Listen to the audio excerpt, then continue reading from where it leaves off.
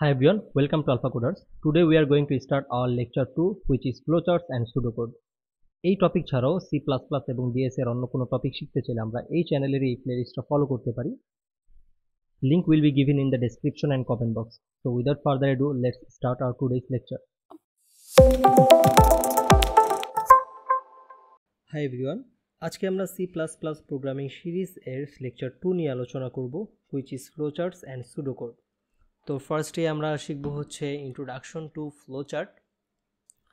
Introduction to ফ্লোচার্টে আমাদের প্রথমেই কি আছে, হোয়াট ইজ ফ্লোচার্ট? তো ফ্লোচার্ট হচ্ছে একটা diagram of a solution. That means diagram of a solution means যে কোনো একটা ডায়াগ্রামের মাধ্যমে আমরা একটা সলিউশন আছে, কোনো একটা প্রবলেম সলভ করতে চাচ্ছি। লেটস সে আমরা হচ্ছে কোনো একটা দুইটা সংখ্যা যোগ করব বা দুইটা সংখ্যাকে বিয়োগ করব, তাহলে সেই ক্ষেত্রে আমরা একটা চিত্রের মাধ্যমে সেই জিনিসটাকে আমরা রিপ্রেজেন্ট করব, সেই সলিউশনটাকে আমরা রিপ্রেজেন্ট করব। Why is it useful?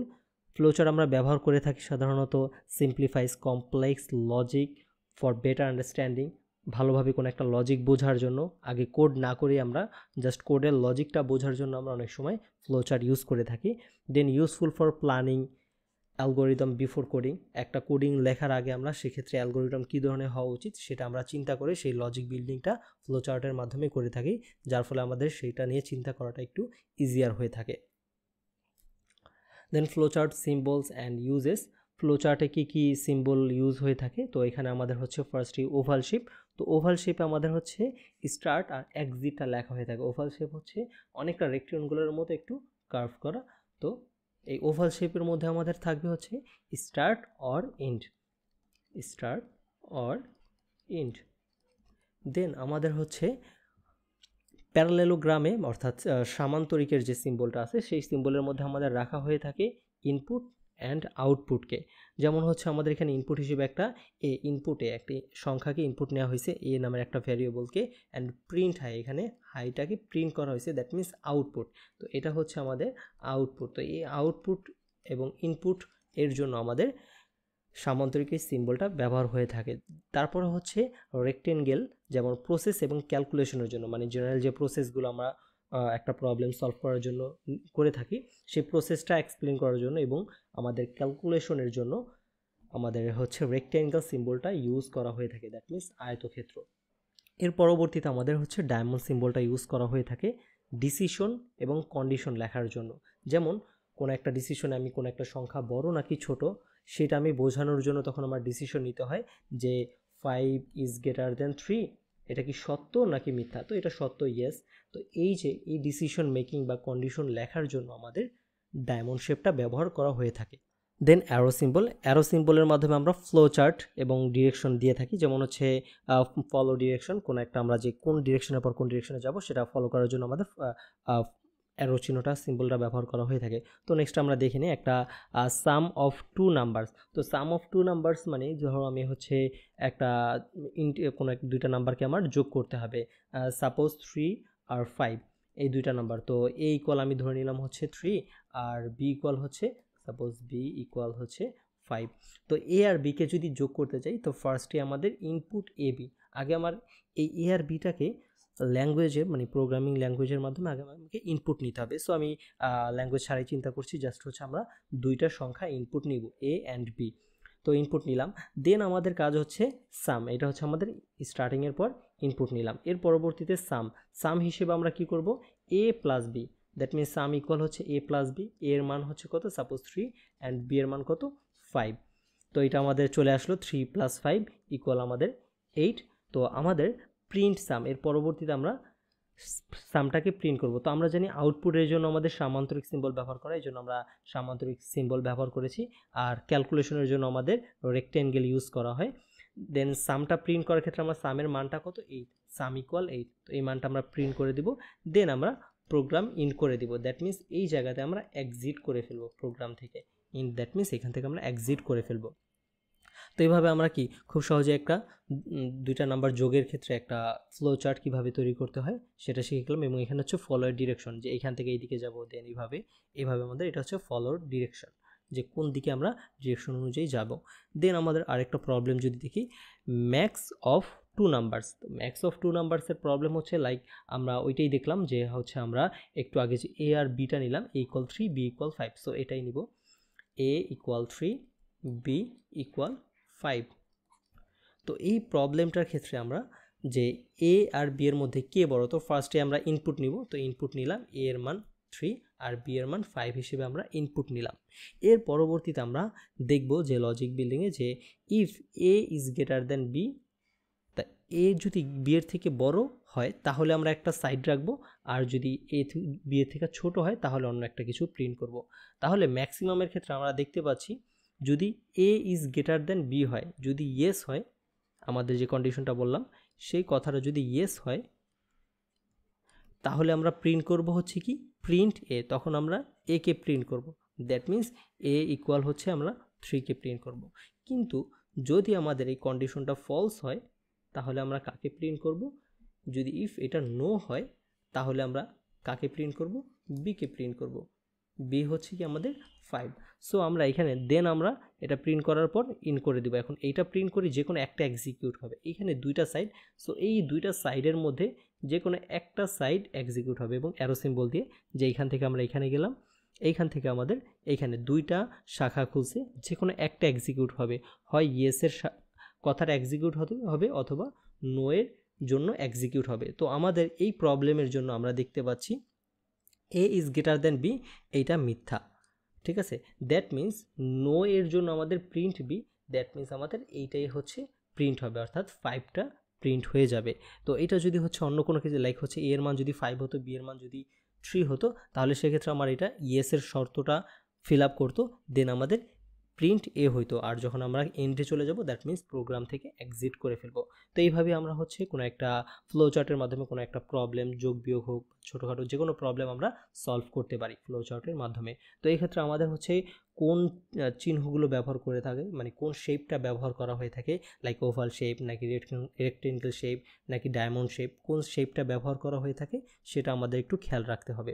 যেমন এখানে কন্ডিশন, সো কন্ডিশনের জন্য আমি কি বের করেছিলাম, কন্ডিশনের জন্য আমরা জানি আমাদের হচ্ছে এই যে এখানে আমরা পড়েছিলাম যে কন্ডিশনের ক্ষেত্রে আমাদের ডায়মন্ড শেপ ইউজ করতে হয়। সো এই জন্য আমরা কন্ডিশনের জন্য আমাদের ডায়মন্ড শেপটা ইউজ করেছিলাম। ওকে, এর পরবর্তীতে আমরা জানবো হচ্ছে সুডো কোড সম্পর্কে, introduction to pseudo code.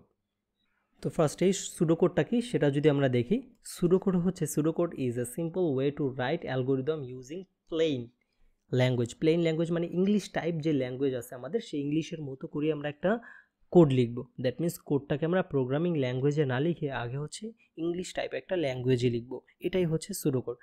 Making it easy to understand code before programming, অর্থাৎ একটা কোড লেখার আগে আমরা হচ্ছে সেটাকে সুডো কোড লিখে নিই। ধরো হচ্ছে এই সুডো কোডটার ইউজটা অনেক, যেমন helps in structuring logic before coding, একটা কোডিং লেখার আগে যে লজিক বিল্ডিংয়ের জন্য ফ্লো চার্ট ইউজ করা হয়ে থাকে, আবার সুডো কোডে ইউজ করা হয়ে থাকে।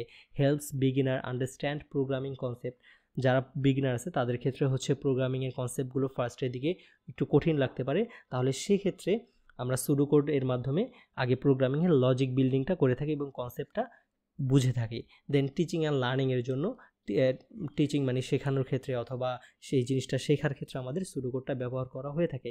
এছাড়াও আমাদের সুডো কোডের ব্যবহার করে থাকে, যেমন কোনো একটা বড় কোম্পানিতে অনেকেই জন এক একটা প্রোগ্রামে এক এক ধরনের প্রোগ্রামিং ল্যাঙ্গুয়েজে কোড করতে পারে, লাইক জাভা, কেউ পাইথনে কোড করবে, কেউ C++-এ কোড করবে। তো এই সবের জন্য লজিক বিল্ডিং সবার জন্য সেম।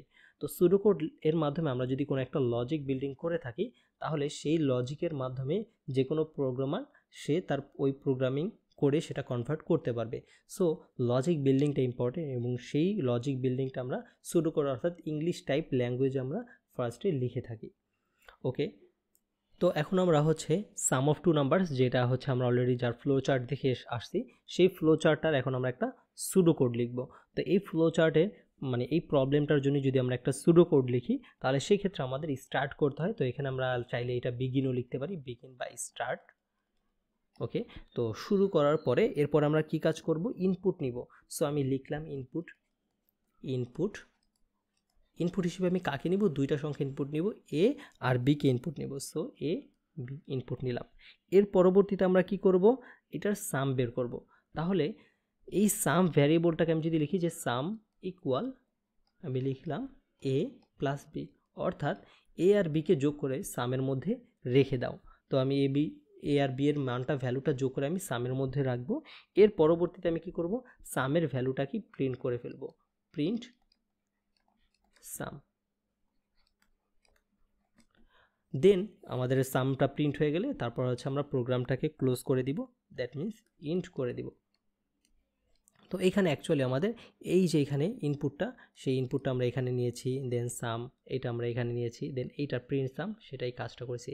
অর্থাৎ যে স্টেপগুলো ছিল সেগুলো ফ্লোচার্টের ক্ষেত্রে আমরা একটা ডায়াগ্রামের মাধ্যমে উপস্থাপন করেছিলাম, আর সুডোকোডে কি সেই সলিউশনটা বা সেই লজিক বিল্ডিংটাই আমরা জাস্ট ইংলিশ টাইপ একটা ইজি ল্যাঙ্গুয়েজের মাধ্যমে আমরা জাস্ট লিখব, এবং সেটা আমরা পরবর্তীতে সুডোকোড থেকে নর্মাল কোডে কনভার্ট করতে পারবো। সেটা হতে পারে C, C plus plus, Python, যে কোনো প্রোগ্রামিং ল্যাঙ্গুয়েজের কোডই আমরা কনভার্ট করতে পারবো যদি সেই ল্যাঙ্গুয়েজের আমরা সিনট্যাক্স জেনে থাকি। ওকে, সো আমরা আরেকটা প্রবলেম দেখেছিলাম যে সুডোকোডের জন্য, সেই প্রবলেমটার জন্য আমরা আরেকটা সুডোকোড লিখে ফেলবো। তো এই জায়গাতে আমাদের যদি প্রবলেমের এখানে অ্যারোর সিম্বলটা দিয়ে থাকি, এইখানে একটা হচ্ছে ইয়েস, একটা নো, আমরা জানি যে কোনো একটা হচ্ছে ইয়েস সিম্বলের জন্য, আরেকটা হচ্ছে নো। নো কন্ডিশনের জন্য একটা এটা বি প্রিন্ট হবে, আর ইয়েস কন্ডিশনে যেটা প্রিন্ট হবে, এবং যে কোনো একটা প্রিন্ট হওয়ার পরেই সেটা থেকে ইন্ট প্রিন্ট হয়ে যাবে। সো এখানে যে কোনো একটা দিকে মুভ করবে, এইটা হয় এইখান থেকে এসে এই দিকে মুভ করবে, এইভাবে প্রিন্ট এ প্রিন্ট করে শেষ হয়ে যাবে, অথবা বি প্রিন্ট করে শেষ হয়ে যাবে। ওকে, সো এটাকে আমরা যদি সুডোকোডের মাধ্যমে লিখতে চাই, তো ফার্স্টে এই স্টার্ট, তো এটাকে আমরা কি করতে পারি, বিগিন, ফার্স্টে বিগিন স্টার্ট করলাম। এর পরবর্তীতে আমরা কি করব, ইনপুট নিব। তো ইনপুট হিসেবে আমরা কাকে নিব, ইনপুট এ বি। ওকে, তো আমরা ইনপুট নেওয়ার পরে এর পরবর্তীতে আমরা একটা কন্ডিশন, এই যে কন্ডিশনটা, সো এই কন্ডিশনটাকে আমরা কিভাবে লিখব, সো এই কন্ডিশনটাকে লেখার জন্য যেমন আমরা ইফ কন্ডিশন ইউজ করব সাপোজ। তো ইফ কন্ডিশন যদি ইউজ করি, ইফ এ আর বি এর মধ্যে কে বড় কে ছোট, তাহলে আমি বললাম যে এ ইজ গ্রেটার দেন বি। যদি এ বি থেকে বড় হয় তাহলে সেক্ষেত্রে আমাদের কি করতে হবে, দেন যেহেতু আমরা ম্যাক্স প্রিন্ট করতে যাচ্ছি, তার মানে আমার বড়টাকে প্রিন্ট করতে হবে, দ্যাট মিন্স এ যদি বড় হয় দেন প্রিন্ট এ। আচ্ছা, এর পরবর্তীতে যদি প্রিন্ট এ, এটা তো প্রিন্ট হয়ে যাবে, কিন্তু যদি নো কেস হয়, নো কেসের জন্য আমাদের কি এ তো প্রিন্ট হবে না, তখন আমাদের কি সেক্ষেত্রে আমাদের অন্যটা প্রিন্ট করতে হবে। সেক্ষেত্রে আমরা এটা বলতে পারি কি, এলস।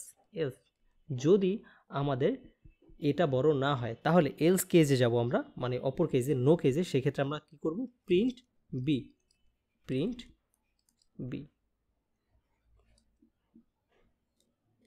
তো এখানে আমাদের এ ছিল, আচ্ছা এখানে আমরা ছোট হাতের সিম্বল ইউজ করি, ছোট হাতের এ বি। ওকে, তো এলস এই দুইটা কেজের জন্য আমরা এর পরবর্তীতে আমরা কি প্রোগ্রামটাকে যে কোনো একটা প্রিন্ট করার পরবর্তীতে আমরা প্রোগ্রামটাকে ইন্ট করে দিব। Okay, let's end the program. So এখানে আমাদের সেই আগের মতোই আছে অ্যাকচুয়ালি। এখানে আমরা লজিক বিল্ড করলাম, এরপরে হচ্ছে প্রিন্ট এ, হয় এ কে প্রিন্ট করলাম অথবা বি কে প্রিন্ট করলাম। তো এইটাই হচ্ছে সুডোকোড, অ্যাকচুয়ালি একটা ইংলিশ টাইপ ইজি ল্যাঙ্গুয়েজের মাধ্যমে আমি কি করলাম, একটা কোড বা একটা লজিক, একটা প্রবলেম সলভ করে ফেললাম। তো এটা এখানে ফ্লো চার্টের মধ্যে আমরা সেটাকে একটা ডায়াগ্রামের মাধ্যমে, চিত্রের মাধ্যমে আমরা সলিউশন করি, আর সুডোকোডে সেটা ইংলিশ টাইপ একটা জেনারেল ল্যাঙ্গুয়েজের মাধ্যমে আমরা সলিউশন করে থাকি। এই ফ্লো চার্ট বা সুডোকোড লেখার পরে সেই লজিকটাকে আমরা পরবর্তীতে কোডে কনভার্ট করি, তাহলে আমাদের জন্য কোডটা ইজিয়ার হয় বা লজিক বিল্ডিংটা মজবুত হয়ে থাকে। সো আজকের জন্য এতটুকুই, দেখা হবে পরবর্তী কোনো ভিডিওতে। তোমাদের যদি ভিডিওটা ভালো লেগে থাকে তাহলে একটা লাইক করতে পারো, এবং কোনো কোয়ারিজ থাকলে বা এই সিরিজ সম্পর্কে কিছু বলার থাকলে সেক্ষেত্রে তুমি কমেন্টে সেটা জানাতে পারো। দেখা হবে পরবর্তী কোনো ভিডিওতে। আল্লাহ হাফেজ।